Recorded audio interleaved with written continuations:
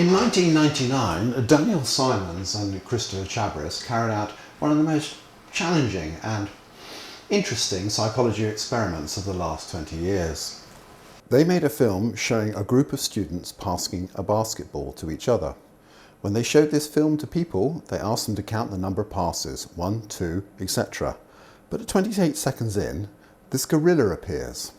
According to Daniel and Christopher, the majority of people who see this film are so engrossed in counting, they don't see the gorilla. Frankly, this is nonsense. And to prove my point, I'm going to make my own version.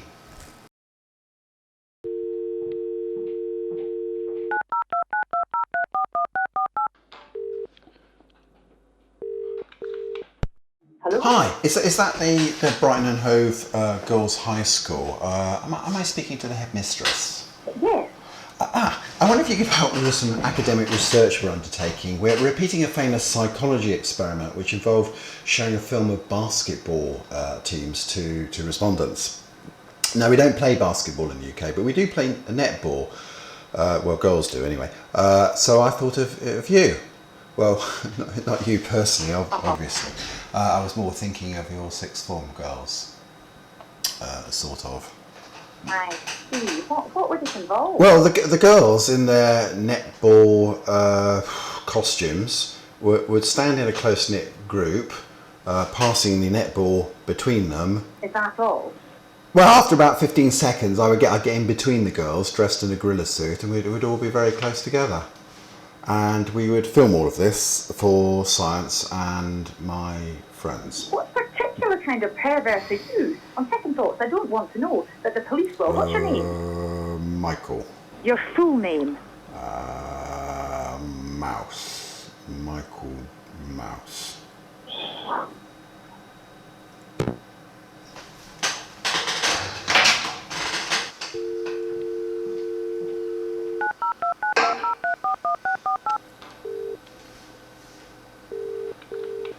Hi, is that the director of the world-famous Glyndebourne Opera House? It is.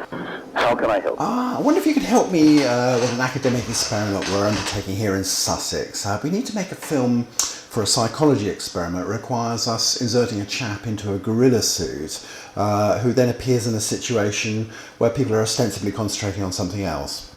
And Glyndebourne's contribution might be?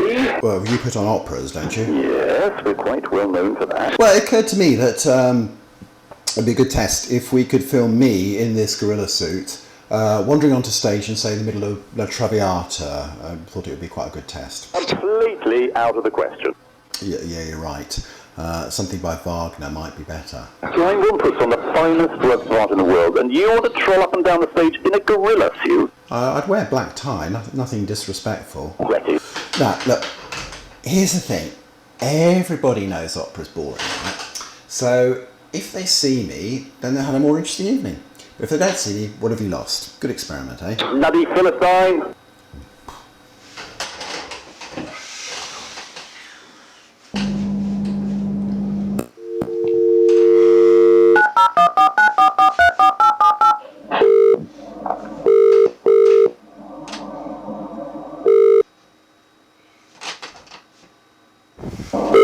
Hang on. Hey, London's Primate House here, can I help you? Wonder if you can help me as a fellow scientist. I need to make a film for a psychology experiment where we will see if people notice me dressed up in a gorilla suit. And I thought, what better test than amongst real gorillas? No, man, no. They'll kill you in a minute. I could bring gifts of bananas. Why do we always get the cramps, eh? It used to be, hello, can I speak to Mr. Lyon, please? Now it's the other still from stag and hen parties. Can I ride on an ostrich? I'd like to be licked by wolves. And so on and so on and so on. Drives me mad. Would it help if I told you I was David Attenborough? No, not really, because you aren't. Basically, you should forget about gorillas. They're not cuddly, warm, or wise. They're cruel, savage, and violent. Like I will be with you if you call again. Bloody filmmaking.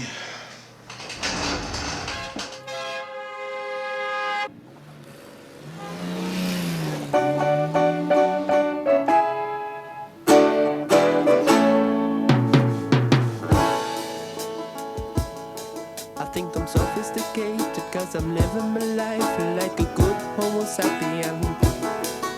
But all around me everybody's multiplying and they're walking around like flies, man. So I'm no better than the animals sitting in their cages in the zoo, man. 'Cause compared to the flowers and the birds and the trees, I am an ape man. I think I'm so educated and I'm so civilized 'cause I'm a strict vegetarian. But with the overpopulation and inflation and starvation and the crazy politics